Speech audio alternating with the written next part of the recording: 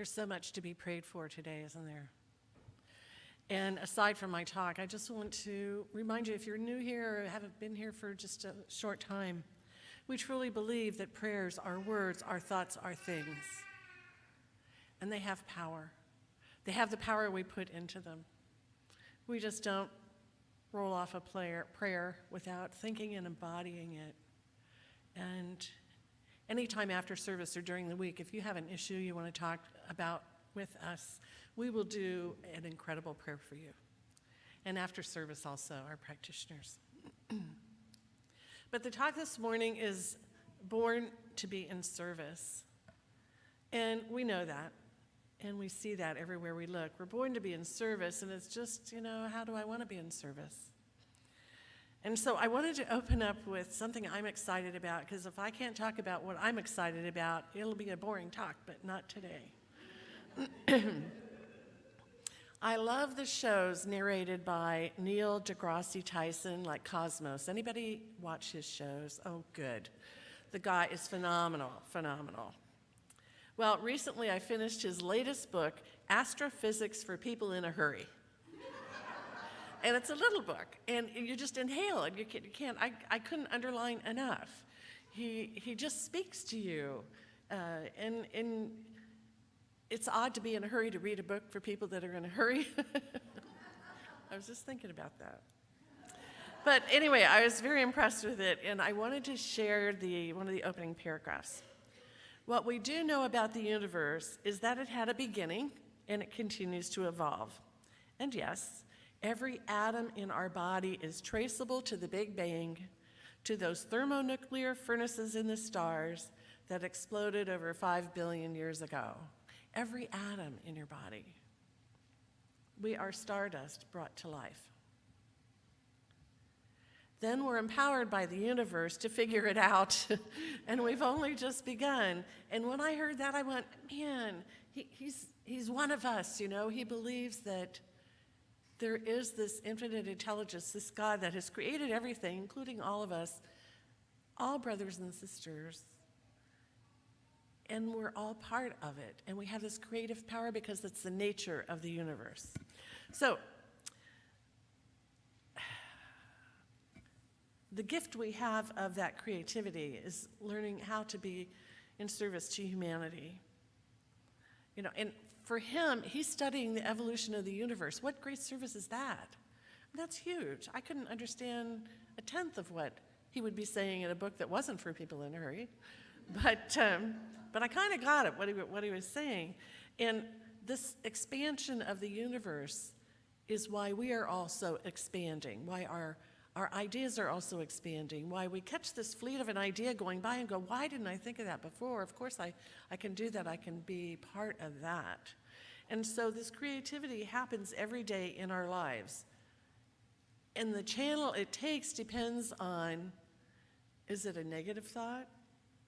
Is it a negative belief? Or is it a good thought, a loving belief? And it's up to us to decide which way to go. For centuries, people have thought about how spirit works in our life, how this creativity works in our life. And it goes back to Socrates, Plato, Jesus, Buddha, Emerson, Troward, Quimby, Holmes, Yogananda. I could just go on and on. And they all say we are empowered by the universe, which means God, spirit, intelligence has created it all. Now, we can make it a little more personal. One minister used to call God Big Sweetie. Another gentleman used to call God Bob. It doesn't matter. It's that communion, it's that working, it's that creating with. So whatever you decide in your life works for you. Expand your knowledge, commune with that. Stimulate your creativity with that, your intuition. And all this together wrapped up with a big bow is what we call walking the spiritual path. Because spirituality is a belief in this power greater than we are, and we're connected with it all. And when we're connected, we feel more at peace, we're happier, we're more content, we're more easily giving service to others, we more easily feel compassion with others. There's one Bible story that helps explain this. this connection with Spirit, and it's the prodigal son, the son that asks his father for his inheritance and then leaves town and blows it on, as they say, riotous living. You've experienced that, haven't you? Don't tell me about it. Don't ask me about it. Oh, there was that time. Yeah. But then for this prodigal son, there was a point when he spent so much of his money, and he, as a Jewish boy, was feeding swine, which, is like the lowest of the low. And he remembered what it was like to live at his dad's place, and he decided to go home. His father saw him coming. He got out a ring, he got out the fatted calf. He had a heck of a party. He was so glad that he came home. And that's how it is when we stray from our oneness with Spirit and have had those riotous living times, and something calls us. There's an inner calling, a nagging, almost a nagging. Come home, come home. Who are you really? What is this life really about? Well, those of us who have been here at the center for quite a while remember the day we walked through these doors. I will never forget it, because I sat down, and within 10 minutes of Dr. James' talk, I was crying so hard. People asked me my name. I was blah, blah, blah. I couldn't even talk. And after a couple weeks, I was so comfortable that there was no hell and damnation going on here. And so excited about getting connected with the one, with God. I started classes right away. And that's called walking the path. You get involved in studying how to commune with Spirit and studying what it's about. And then all of a sudden we find ourselves doing selfless service to God through all our work here. Selfless service to God. It's called seva in the Sanskrit language. Seva is doing good, not expecting anything in return.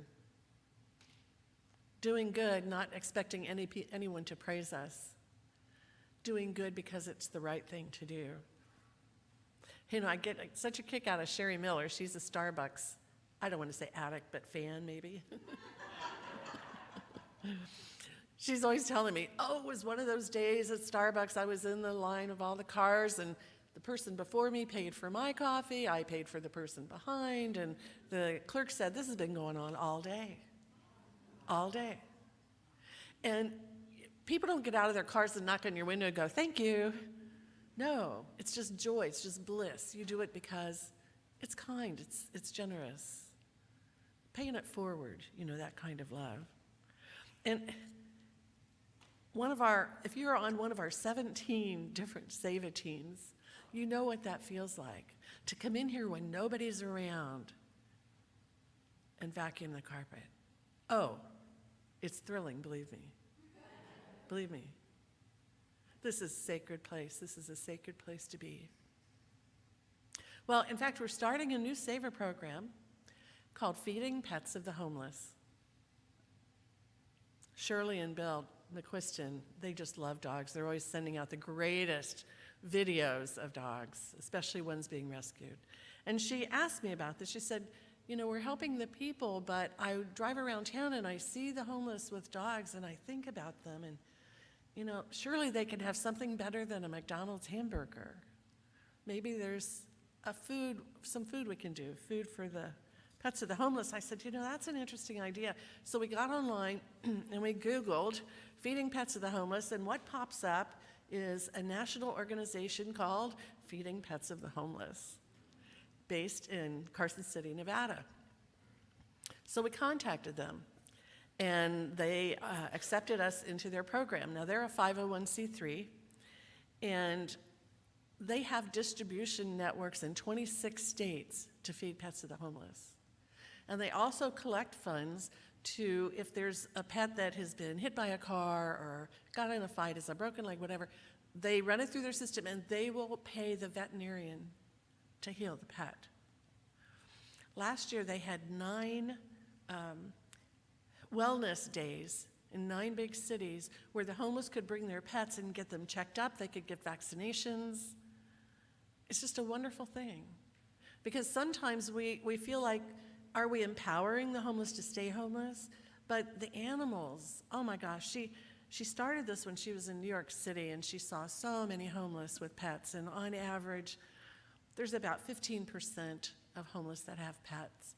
And she was in New York City, and it just touched her heart so much that these pets gave these homeless people love, unconditional love, gave them protection even, and gave them warmth when it was really, really cold. And she went home and said, I can do something about that. And it's just kind of like when I was at the Hope Van one day, we took a bunch of clothes and different things for the homeless to look through, and there was one pair of shoes. And about 4 of the homeless people were there. What size is it? What size is it? Oh, it's not my size. And I went, shoes? Heck, we can do something about shoes. And since that time, we've delivered over 500 pairs of shoes a year to the homeless and the very, very poor in the community. That's, praise yourself. Praise yourself. So if you'd like to be on this Save-A team for feeding pets to the homeless, we were all of a sudden given 8 bags, 50-pound bags of food. Well, that can't do much with that. So we have to break it down into smaller bags. And so we're organizing that, and Bill and Shirley will be, and I will be figuring all that out, how to best do it so the bags stay closed, and how to get them to different places. And People of Progress has already offered, we don't have a lot of room, but we got a tub that has wheels on it. And anyway, it's all working out. But if you would like to help with that, there's a sign up at the board desk, and we'd love to have your participation. And then we'll let you know further. Got any dog food? Got milk? Got dog food? Something like that. Okay, enough about that. Over the past 15 years, I've been reading books by Neale Donald Walsch, Conversations with God. Anybody read those? Fantastic guy. Fantastic guy. Who knows? Did God really talk to him? Hey, through his intuition, through his mind, through his senses, yes. And he argued a lot with God. They're really great books. But his message is, we are one with God and exist in a shared global state of being. Sounds a little like Neil, a global state of being. And that we express this global state of being best when we're helping other people. And he wrote, the fastest way to apply anything in your life is to help others apply it. The fastest way to use the wisdom that we learn on the spiritual path is to help someone else, because we are all one. He writes, the one who lives the fullest life is the one who scatters their love wherever they go. And then he proposes what he calls 2 magic questions, that when you're not feeling quite up to it, things might not be working as you would like. He says, ask yourself, is this really who I am? And the second question is, what would love do now? Beautiful questions. Is this really who I am? And what would love do now? In the Science of Mind, our key text and study here at the center, Dr. Ernest Holmes wrote his dedication to his book. This is in 1926, updated in 1936. He said, this book is dedicated to the truth which frees us from ourselves and sets us on a pathway of a new experience which enables us to see through the mist to the eternal and changeless reality. Connects with Neil's scientific investigation. I just love it. It's all coming together. Religious science is this philosophy. Well, since I've walked through the doors here in 1989, I've grown a lot. And I am so passionate about this teaching. I've proven to myself day after day after day. I listen, I do, I put it into practice as best I can. And my husband, sometimes he's not a minister. I wouldn't say passionate about this teaching. He practices it. But when we go on vacation, he's like, Mary, he's reading crime novels and mysteries, and I've got my pen in hand, and on our recent vacation, I'm reading Emma Curtis Hopkins' High Mysticism. That's a book I avoided for 20 years. It's so deep. It's really deep. And 10 days on vacation, I only made it halfway through the book. I think I might pause there and then summarize it in Word, and so I can better grasp it. But I've had many of our brightest and best in our organization say, high mysticism, that's it. You'll get it. I think I got it, but we'll see. I'll bring it back to you sometime when I think I really got it. So anyway, we were on this cruise line, American Cruise Line, and we went on a paddle wheeler, 5-story paddle wheeler boat down the Columbia River from David's old home, Clarkston, Washington, to Astoria, Oregon at the ocean, and back to Portland. And the highlight of that whole trip was a gentleman by the name of Todd Weber. He's a historian who loves the Lewis and Clark expedition, and he dresses like them, and he tells all their stories, and you're just riveted.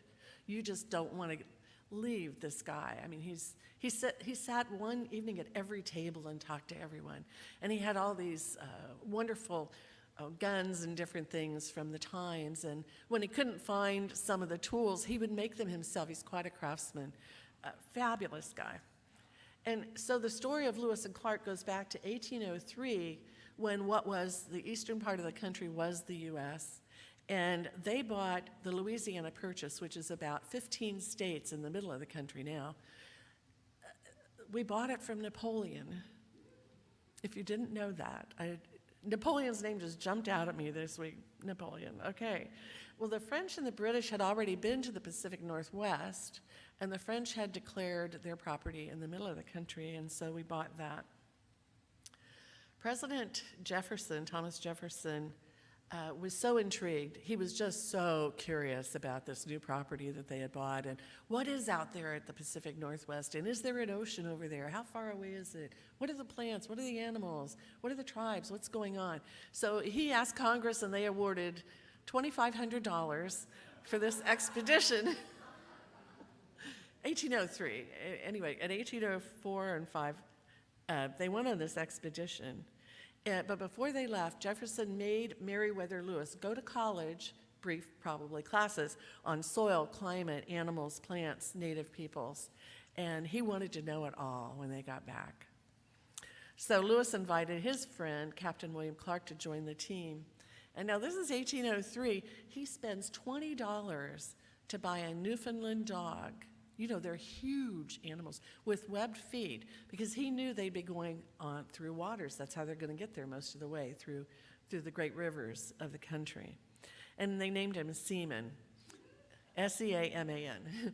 And he was very valuable on the trip. In fact, I bought a book that Todd recommended, written by a friend of his, The Whole Lewis and Clark Expedition from Seaman's Point of View.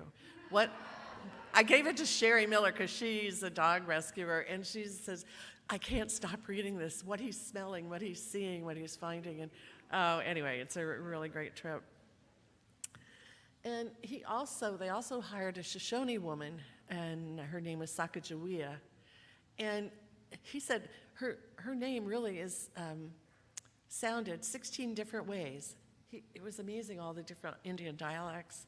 And she was a valuable interpreter because she had been in the Pacific Northwest with a tribe there, and another tribe fought with them, captured her, and took her to the Dakotas, where she was basically a slave, and she had to learn roots and berries and medicines and all this stuff. And so she was very valuable to the Lewis and Clark expedition. But the fascinating thing was 2 months before they hired her, she had a baby boy. So she's packing this baby, this 2-month-old baby, on this expedition on a board on her back, and they go to the Pacific Northwest through all the land. Fabulous story, fabulous story. So anyway, after 2 years, they get back. They go to the ocean, celebrate it, they go back to tell Jefferson everything they've learned and found.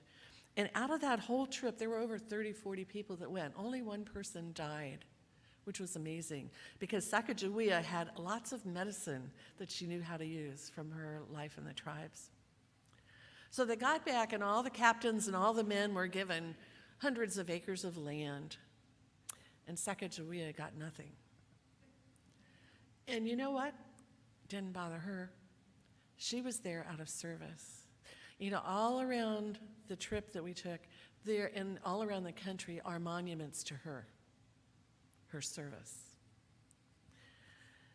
They all had this determination, this mental determination to do this. And they knew they would succeed. It's the power of the mind. The result was their harvest of knowledge of all the things that no one back east knew about. And so, following this with Science of Mind, we say, okay, they planted a seed. Jefferson planted the seed, got people to support him on this, and they had unqualified faith that they would achieve it. We know that's a principle at work, and it produced a great harvest. But the grit that it took them to make that whole trip is more than amazing to me, just more than amazing. But that grit applies to principle, applies to what we call the law of mind. When you're that determined, nothing's going to stop you. So I think Lewis and Clark held this cosmic perspective that Neil has in his Astrophysics for People in a Hurry, because Neil says the cosmic principle, this is a universal, the cosmic perspective is humbleness. That was really interesting. And he said the cosmic perspective is spiritual but not religious. We hear a lot that. People are now spiritual, not religious.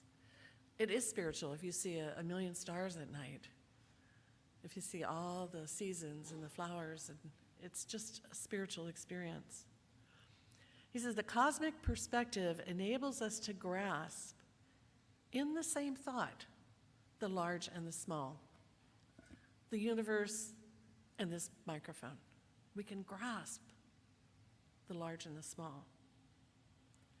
The cosmic perspective opens our minds to extraordinary ideas, but does not leave them so open that we just believe anything that comes along.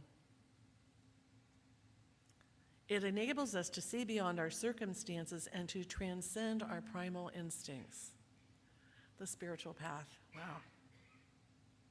But he says the cosmic perspective not only embraces our genetic kinship with everything on earth, but values our chemical kinship with things yet to be discovered in the universe, and our atomic kinship with the cosmos. Ugh, doesn't that give you chills? It's just awesome. And so the Science of Mind supports all of that, and the Science of Mind says, make the most of this. Make the most out of your time here every day. Are you promoting love, or are you complaining and damning and accusing people of whatever's going on? Are you promoting love? And so we have all these classes coming up that start next week. Mine on Tuesday is the Science of Mind 101, the spiritual path. If you're ready to start that spiritual path, this is for you. Because you'll learn to understand Holmes and read him and be open to the beauty that already resides in you while expanding your relationship with God. So if you've only been here a short time or you've been here a long time, you might want to get refreshed. Just freshen up your connection with Holmes and with God. And if it's an issue on paying for a class, if you're on a Save-A team, we have scholarships, no charge for the class. Just buy the book. I hope that encourages you to think about this. Because I'd like to leave you with an analogy about communing with God and using your creative power. If you go to a waterfall of wisdom, the waterfall of wisdom, and you take a thimble, you're only going to get a thimble of wisdom. If you go with a gallon jug, you're going to get a gallon of wisdom. But I encourage you to stand under the waterfall. Get all of it. Celebrate all of it. Let that love of God just wash through you. Learn how the universe works and how to apply it positively in your life. And if you're still not sure, ask the magic questions. Is this life I'm living right now all of whom I'm really meant to be?